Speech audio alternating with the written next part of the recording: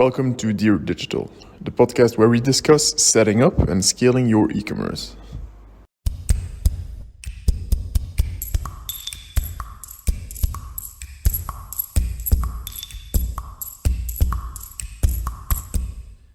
Welcome, Myey, to the Dear Digital podcast. I'm really happy to have you here. We've been wanting to share your story for a while now, so I'm really looking forward to this conversation.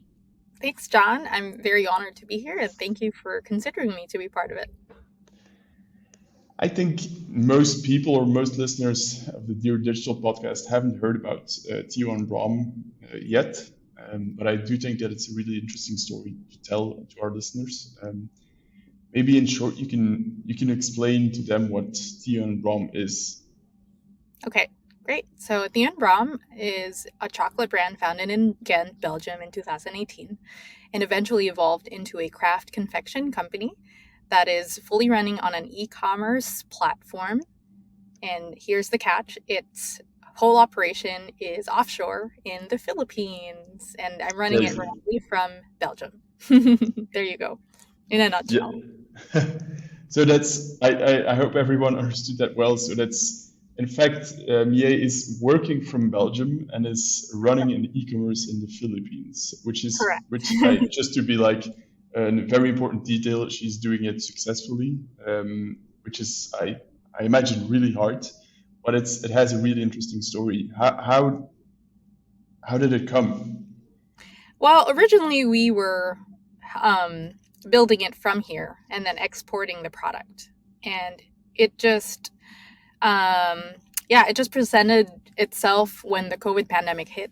We could not produce things here anymore, and logistically to export it was just too expensive. So of course it's not smart if you keep trying to do the same old thing and expect a different result. We tried to explore, transporting the whole supply chain and just finding suppliers that could help us build it from scratch in the Philippines, from our sourcing to production to warehousing and then storage and fulfillment and last mile delivery. And we were able to do that.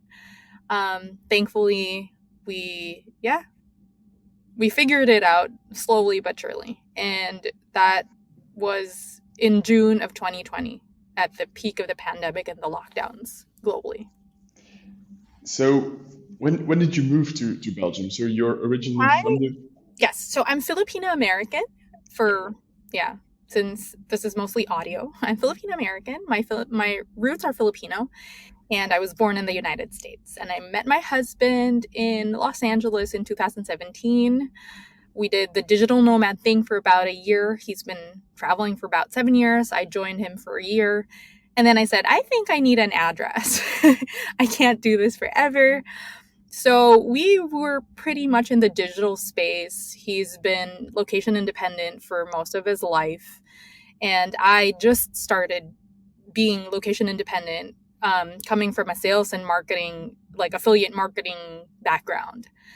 And we chose Europe, specifically Belgium, because he's Belgian. And because the two other options were the US, which we thought probably not ideal for our values to raise children, at least for our choices. And then not the Philippines because internet speeds are just crappy.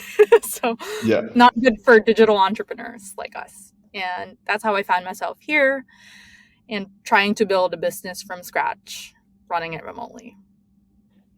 So in June 2020, at the peak of the pandemic, you were building out Theo Brom. Was it from the start? Was it called Theo Brom? From the beginning, it was called Theo Brom. So the history of the name is the mantra that I was following when I was creating the brand was I wanted to celebrate the roots of our cultures, because the concept was to bring Philippine cacao and create confections or chocolates with Belgian chocolate making expertise. So that's the idea behind it, and to celebrate the roots of both cultures, since it's like a merger of both. So Theo and Brom actually comes from the root scientific name of cacao, which is Theo Broma cacao. and then Okay, just in a modern way to make it, very marketable. Theo and Brom. That's how. definitely. That's It's a how that. really cool name. Thank you. Is it something people notice? Like the people who are into chocolate will probably notice it, like The the people who are link. into chocolate get it, of course. All And right. it's just a cool, did you know that fact, Yeah, for customers of ours. Like, oh wow, that's a really cool way to put it. Yeah. definitely. So again, at the height of the pandemic, you started Theo and Brom. You are in Belgium. You're starting something in the Philippines. How did you manage to like have that early traction on your e-commerce website? So I do have a background in what we call social selling, and social selling in the Philippines is very strong on Facebook and Instagram. So it means you can get away with a lot of things, like just selling random stuff as if it vinted, through your personal feed. You Yep. can do garage sales online through your personal profile. And we just leveraged on that from the beginning.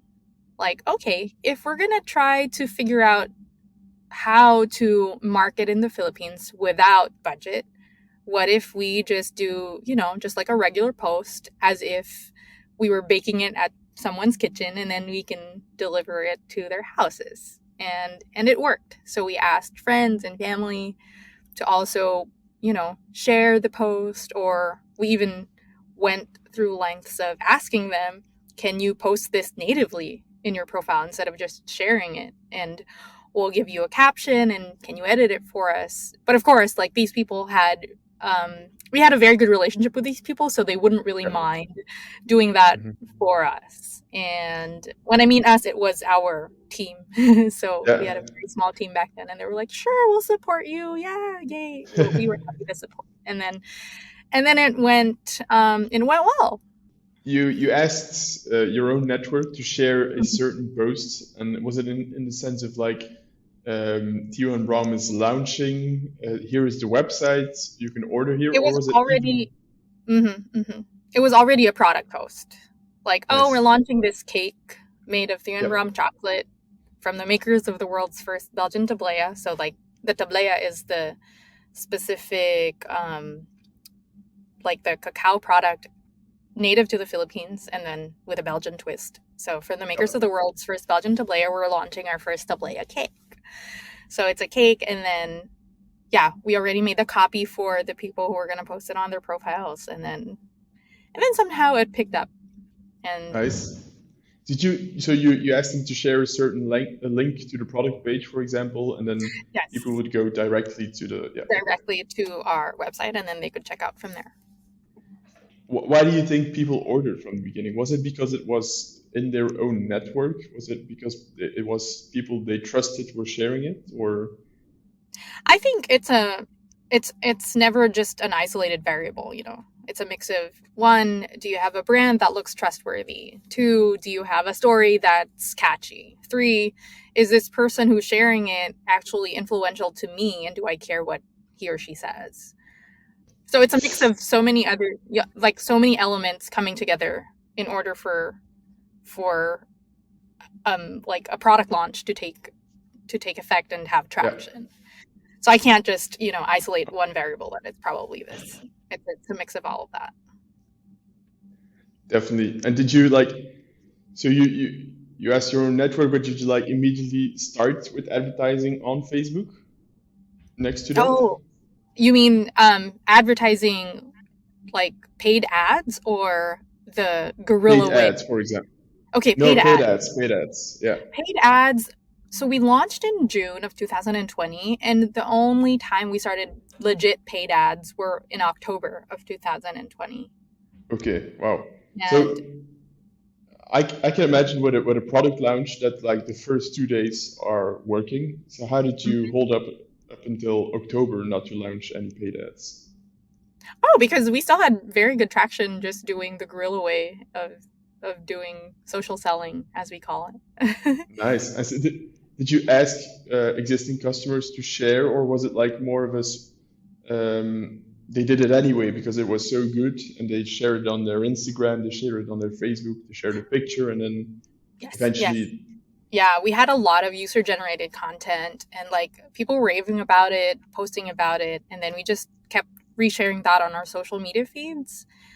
On I think on our third month, we eventually opened up an affiliate program so that we could get the word out even faster. So we rewarded people who would share it with a small commission, and then that's how we gained momentum even more. So imagine without paid advertising, and it was just us running, a small social selling operation on Facebook in terms of marketing, we were already having a revenue of around 10 to 12K a month, euros, okay, yeah, without paid ads. So that was really that's fun for crazy. me. I know that was really, really fun. Yeah. And Would you say that it's still, I'm guessing it's still a very important part of your business, that social selling?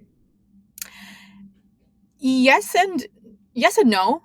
So of course, we had to eventually decide which way we wanted to go because we're still a small operation and we want to keep ourselves lean. When we shifted to paid ads, of course, that was just, it just blasted things out of proportion, if you will.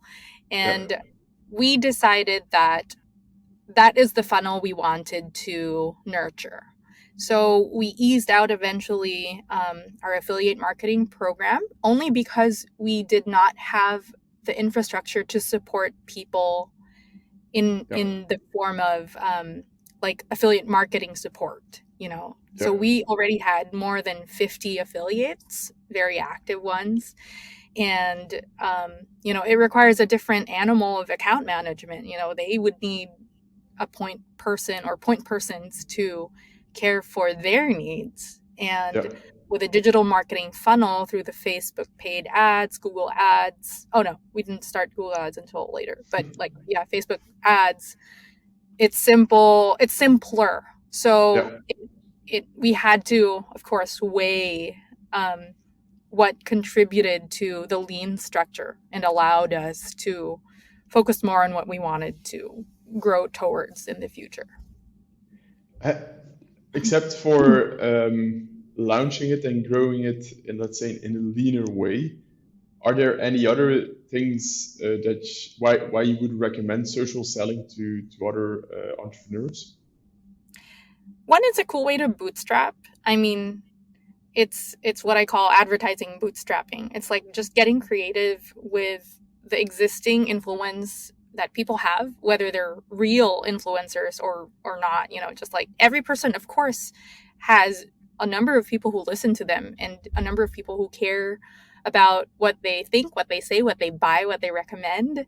And if you can name, at least 5 to 10 people, and your team members or the people who you're working with can also name at least 5 to 10 people that you could actually request to put your either business or product in front of their feeds, and they wouldn't mind doing that to support you. I guess that's a cool way to already try and see if that would pick up and get even Yeah, feedback and insights from the audience that you want to target would always be valuable, whether it's a sale or not. Feedback is feedback. It's insight that gives so much data for you to consider for refining what you're doing.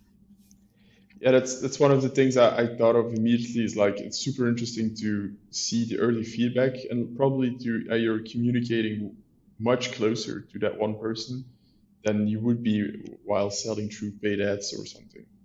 Yes, exactly. And people like seeing new items because they heard it from another friend. Like, oh wow, yeah, I want to try that.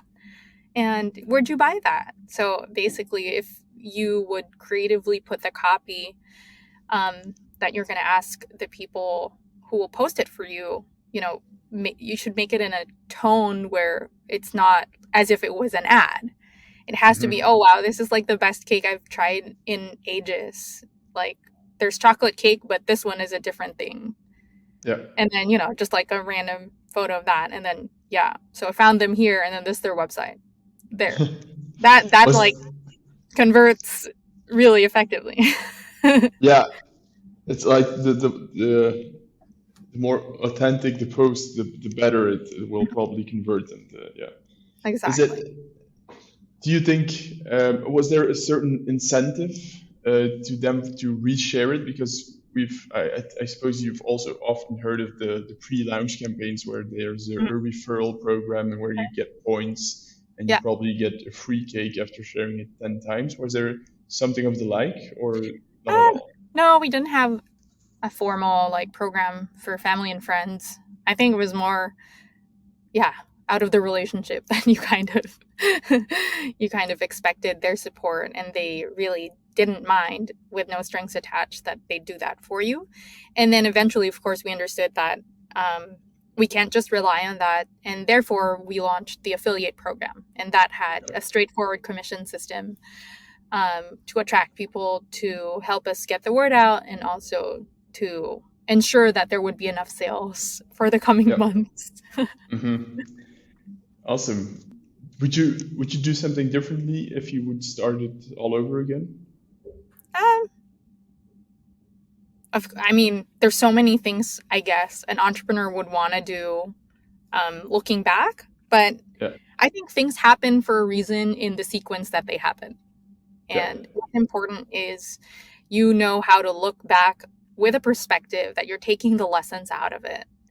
Hmm. And if, yeah, and if there would be anything that you would change, it's what you are doing moving forward so that you don't repeat the same mistakes, or you can avoid, other pitfalls that you already saw once you looked back post Yeah. mortem, or Hmm. apply, the better things Yeah.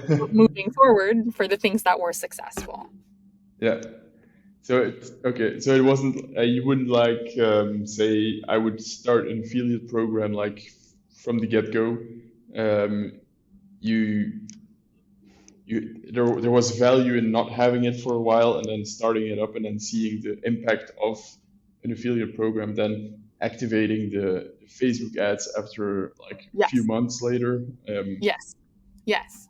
I mean, Awesome. for example, my husband is also a digital entrepreneur, and he's been working with, with digital marketing agencies for quite some time, and has been running ads for years, like for more than 5 years. I think close to 10 years already. Um, and he's been, laughing at how I did things because I've been holding off on my ads for a while. And I said, no, no, no, not yet, not yet, not yet. And he's like, no, no, let's do it. I'll pay for the ads. I'm like, no, no, no, not yet, not yet. I think we can just push this further so we can bootstrap a little bit. And by the Yeah, time it's like ripe, and then you put it into the ads machine, it just also, you know, blasts works it way out better. of Yeah. proportion because you already have raving fans, and then Hmm. it's not an entirely new concept, but with Yeah. that, it just has wider reach, Yeah. and you have social proof already. So, Yeah. I completely agree because we do see that clients often, of course, everybody wants to start their e-commerce and like instantly sell out, which is the mhm, dream.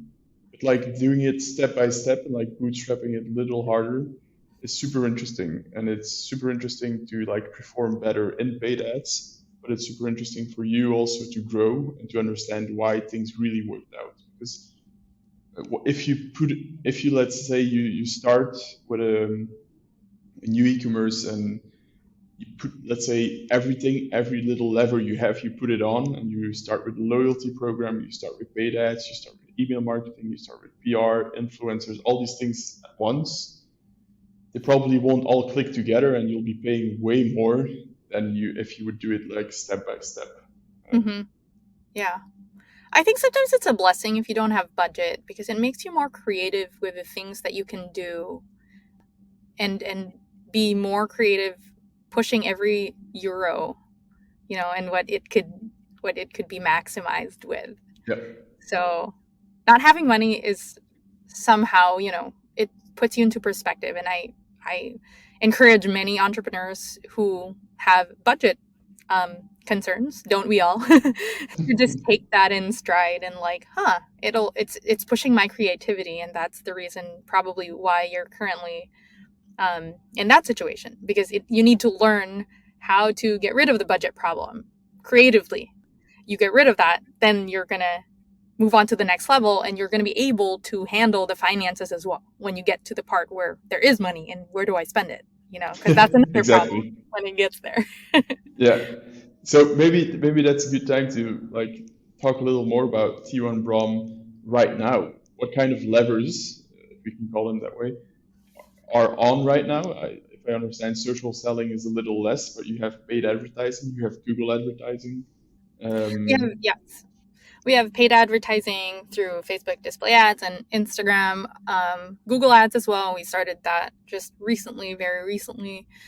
We are also exploring TikTok ads, and that's like literally super new. So we're trying to find an agency to yeah. work with us on that. And so far in our vetting process, we haven't found one. Okay. So yeah, but I work with several agencies that are based here in Europe, and then Yeah. some are local in the Philippines. Maybe just out of interest, how is TikTok doing in the Philippines? How Oh, really popular is good. it there? Okay. I'm not sure if Shopify Belgium has the TikTok integration already, but in the Philippines, Shopify Philippines already has the TikTok integration. So very good market penetration. Awesome. So that's for you, yeah. I'm guessing for you, definitely for a product like cake, it's super interesting, like to For evoke satisfying the. videos, yeah. You're doing Facebook, Google, you're exploring TikTok right now. You're doing it Mhm. right now. Are you Mhm. doing organic?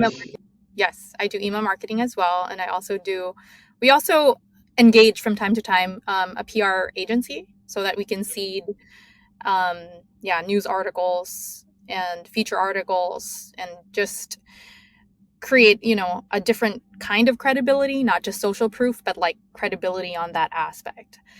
Since our cakes are targeted to the more premium sector in Metro Manila, then they like, having the products that they buy in the Yeah, nicer magazines. You're like, oh of yeah. course. Yeah, That's one thing that we also invest in. yeah, nice. Is there an organic side to marketing right now? I'm guessing you're posting on social, but are you also posting on TikTok? TikTok, no. TikTok is really new to me personally. Since in terms of our team, I'm CEO and chief marketing officer as well. But yeah, I'm a laggard in terms of the social platforms. And since Facebook is, like I think the Philippines is second in the world in terms of Facebook usage and penetration. Okay. And in terms of social media, we're one of the highest in the top five, I think, um, of screen time for social media in the world. Yeah, So okay. just being on Facebook and Instagram has already been more than enough. But of course, we know that the market is shifting and we should be also in TikTok. And therefore, we're exploring that as well. But that's like really current as we speak. We're in the process of, vetting our agencies and um, finding user generated content, at least from influencers that could create TikTok style videos that we could Yeah. start with and begin our marketing on that aspect. If you were to like compare your business to like the beginning of let's say July, August of 2020 and to right now, um, how much has it grown? Are there other products? I don't know. Good question, because like growth is always a very subjective topic. Like, is growth always measured through revenue, or is it also measured through um, creating your entire operational efficiency that it could prepare you for the next level of scale? Hmm. So I treat growth as I mean, my definition of growth isn't always about the sales that you create, but also where you are headed towards and what you're actually capable of. So last year, our growth, was very, I'd say, novelty driven, because you're new. And, when you're a new player, sometimes you get that lucky spark. And the real way to measure whether you are a brand that's going to stay for the long run comes on the second, third, and fourth years, right? Yeah. And what I understood early on is that novelty does not last.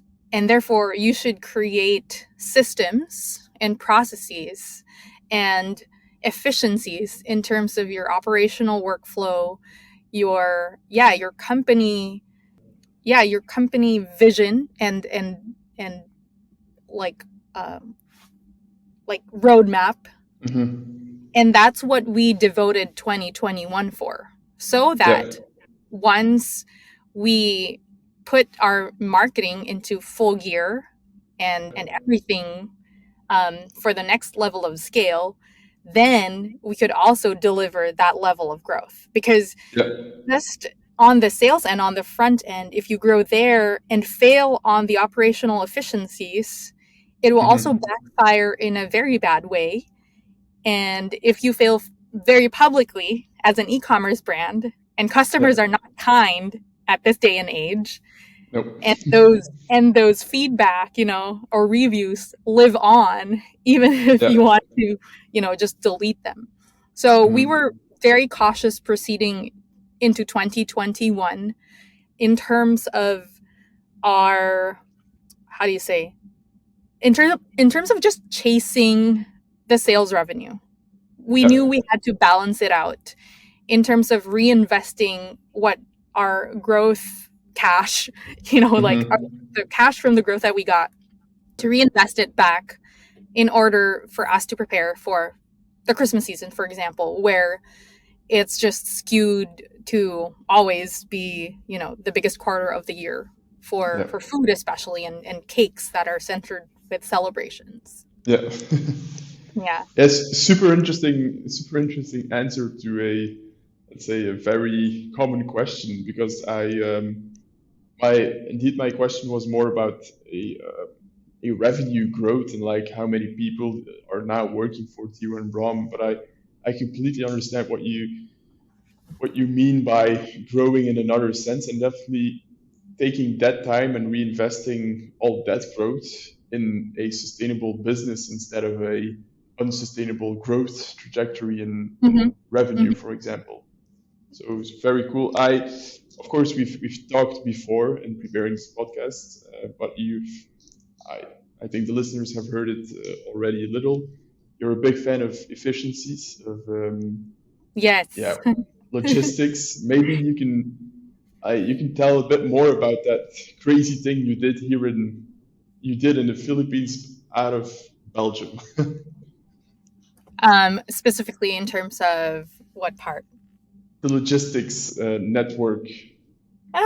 Okay. In terms of logistics, so all our suppliers are, we don't do in-house logistics, except we know exactly what we want from a fulfillment center, from a warehouse and storage supplier, and a last mile delivery provider. So during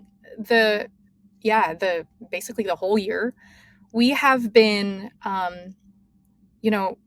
polishing and refining our processes, our standard operating procedures, the service level agreements, and the requirements that we would need in order for us to partner with suppliers. So eventually we found these partners of ours to become part of our whole supply chain. And hand in hand, we are also designing, these programs to help them as well. And we're usually becoming a case study for their other future merchants with similar profiles. So when we onboard with a merchant, or when we try to vet a merchant, we are very clear with what our brand is to our customers. And we need them to understand that from the get-go. So we're like, look, We are a premium gifting dessert concierge. So in just one phrase, they get it that one, our clients are very picky. They're willing to pay more for good service. Yeah. There's a gifting experience that happens there, so it can't be arriving at their doorstep like a really badly damaged or bad looking Yeah. item. And in terms of concierge, our post purchase communications and service would also, require a different level of customer service. Something I read somewhere, the Amazon way. Well, I don't know if they're still the same. I know there's a lot of they're also getting a lot of heat for growing way too much and not being the same Amazon years ago. So we coined the Theo and Brom way as well. Yeah. So we tell that to our team members, to our suppliers, and communicate that to our customers as well. Like our mantra now is to be a gift. You Nice. give a gift, but you also are the gift. You be a gift to your team members, to your customers, to your suppliers at home. Just like be a gift, and our product is also a gift. A So gift. that's yes, Theo and that's Bromway. That's very that's the cool. question. So there's like on a daily basis you're shipping out cakes mostly. Yes, cakes and a lot of other chocolate products. Yeah. But cake is your most popular product? Cake is our hook product. Yes. So we learned about that through just insight. Um, Yeah. we were first primarily a chocolate company, and Mm. we realized, oh, we're not popular for a chocolate, we're popular for a cake. So we kind of, tried to follow where the audience led us. And Yeah. I think that's how you listen, because a lot of marketing is actually not pushing the message, but listening to what the feedback of your audience is. Yeah. Is it, did you you see it in the numbers, of course, more people are buying cake, but Mhm. are there any other ways that you saw that the cake is the hook product, for example, or that you saw that it was very important or an integral part of the business? Yes, because we would run ads for our chocolate, but people would check out only with a cake. So it's Okay. it That's was pretty really clear. clear, like loud and clear. And Yeah. probably 80% of the profiles in terms of the checkout, it would be with a cake. Okay. Nice. So the cake is it made like a week in advance, a few days in advance, the same day? So we started with this is a very interesting way because we worked with a line kitchen. So we found a commissary or a line kitchen that produces, yeah, these pastries, and we developed a recipe, and then we launched the product. Originally, we were doing only like 30 cakes a week when we launched last year, and then we still did not have our sophisticated, supply chain. Like they were also um, they had like a few motorcycles that could deliver around the metro. So we would schedule Monday, Wednesday, Friday, and relied on social media to just post our schedules. Like the local baker, oh, today we're open, we're delivering 10, and tomorrow there are like slots for 10. So that's how Yeah. small we started. And then now, today, we offer same day delivery. So they can get their cakes immediately today when they want it. Or, yeah, just pre booked, which is it dispatches first thing 10 a.m. the next day. So it's like a real time operation now. Yeah. Is there like a clear preference? Do you see people ordering cake the same days because they want it and they've seen an Yes. image? It's actually a feature that our customers have been asking us for, I think, a good half year already. Like they were Okay. so annoyed that we were not on Food Panda or like Yeah. Uber Eats or like the Yeah. aggregators. Like, why are you Mhm. not in the local delivery scene? And then we're like, well, one, we're cakes. Two, we want to be in-house because we want to give you the premium concierge Service. experience. Like, what if Yeah. something happens to your cake? You don't want to like go through hotlines or you want to be direct with us, and we'll replace it right then and there. And yeah, we were only able to do that actually since September. So it's pretty recent that we had same day delivery. And since then, we see like 60 to 70% of profiles check out with same day delivery. And it's made things faster for us too.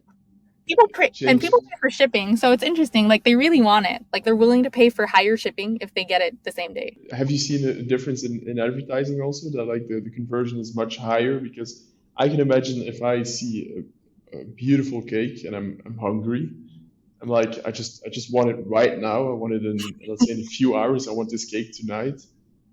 Have you noticed like a jump in conversion on the ad side?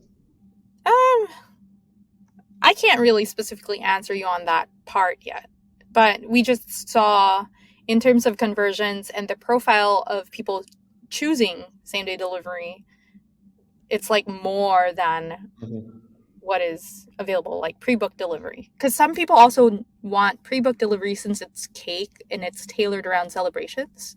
So yeah, like now in terms of our holiday gifting experience, they can pre-book as early as now for the Christmas season.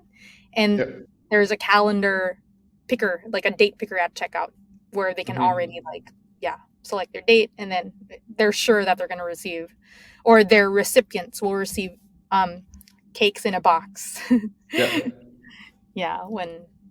the date happens. How is that going? The holiday season is a very big season. Has it already started for you? Do you feel it? Well, officially we announced that tomorrow. So the email blast happens tomorrow. And we revamped our website, and it was live November 1st. And now it's all very Christmassy. So we're up and ready and geared up for the holiday season. Nice. And let's say the holiday season, because it's cake and chocolate, is it like 50%? Is it the business is like, are you living up to the holiday season the whole year and then working towards it? So this is going to be our second holiday season so far. Last year we started in June, so that's basically it's hard to tell because we don't have stats for the first and second quarters. And of course, like every business enjoys like a thrill ride during the holiday season. So we're more interested to see how it's going to pan out with several factors to consider. Number one, it's no longer lockdowns, and we're an e-commerce delivery food company. Number two, we don't have the magic of novelty anymore. We're no longer a new brand. We're no longer a new player. And like we already have a solid base, but will they still choose us for the holiday season? So these are many things that we want to learn from. And I think every brand has to go through phases like that as well. Like you have to square your expectations, because these are the insights that will help you plan for your next years. You know, you can't always be like, yay, it's Christmas season, for sure it's going to be great. So have to approach it with, like, I'd say pragmatic paranoia, so that you're not always over projecting your forecasts. You're also like very in tune with, you know, the little subtleties that your market is saying. Like, we're tired of this flavor. Maybe you should introduce something new. Like, we should, like, minimalist cakes are in now, so we're launching a minimalist design cake. So we're gonna see if like that's another something we want to test. So yeah, there you go. Cool. In general, I'm interested to hear more about like the business model. So of course it's e-commerce, and you're selling chocolate and cakes. Is it? I would say it's more of a typical one for foods, that there's a high repurchase rate, so that people would purchase it again. Yes. Is that true? Yes. Okay. So that's one thing also I'm like really excited to talk about. Each time anybody is excited to geek out in terms of, e-commerce stuff and Yeah. like those specific nuances, because every product is different, every brand is different, and ours is a perishable item and it's food, right? So it's smaller, like the barrier to entry is smaller because of course it's a food purchase. So you're actually in it for the long run. How many times can you convert this customer? Not just once, but like, will they come back and reorder the cake for another person as a gift or that? So our messaging has always been around not just for yourself, but always for the people around you and the people you want to celebrate. Yeah. It's like goodness for your gatherings, like, oh, and surprise someone today, like send a cake to whoever. And we see, the lifetime value of a customer evolve, because of course we only have a year and a half so far of data. And yesterday my operations, my COO and I were already deciding on like what to gift our high rollers. And we were surprised because, we were filtering out the like the value of how much like these high rollers were consuming. And we had more than 150 profiles, I think, that spent more than 500 euros in cake already in a year and a half. And we were like, what the heck? Yeah, so that's crazy. It was crazy. One even had like 2,500 worth of, Wow. And we were like, and then we noticed that he just like sends it to random people every single day. Not day. Nice. Every week he would have 5 orders and sending it to. So I guess they see it really as the gift concierge in terms of dessert. So it's like, that's really exciting. Yeah, that's super exciting and super interesting. So, and did you decide on something? Because we didn't know that it was, we were originally going to give more because we thought we had less high rollers, but since it's like, so we had to like adjust the tiers, like who gets this, and and that's still up for approval right now. Okay. Because originally you were like, let's give this and that and that, and they were like, oh, that's a lot, huh? So not just yet, because we have to be smart as well in terms of how we approach the new year. Definitely.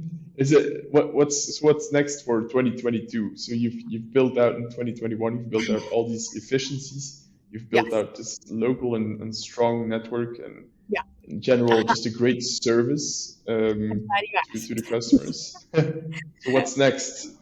Okay, I'm glad you asked.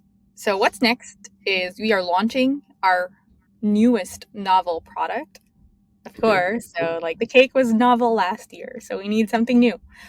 And it's going to be a collaboration with the fastest growing chocolate company in the Philippines.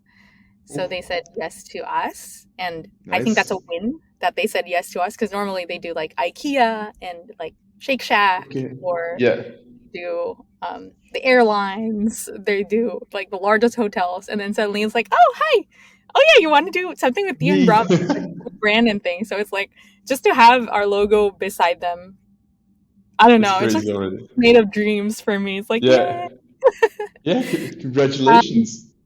Thank you. So we're launching our first fast-moving consumer good product that is, because cakes are basically confections. You can't really ship them, and you will need a very sophisticated distribution model if we're gonna like put them in retail shelves, for example. You need refrigerators. You need it's very capital expensive. CapEx will be like really, really heavy.